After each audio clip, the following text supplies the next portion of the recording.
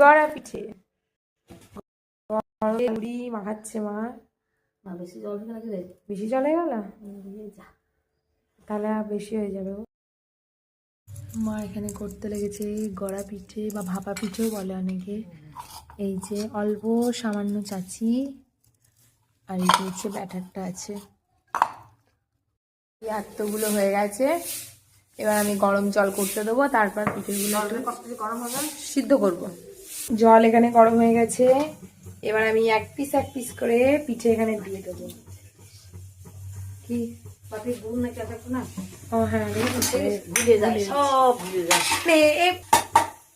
মায়ের খালি একটা হবে, সমস্ত কাজ টাইমে না হলেই বলবে ভুলে যাস তো। যাস তো।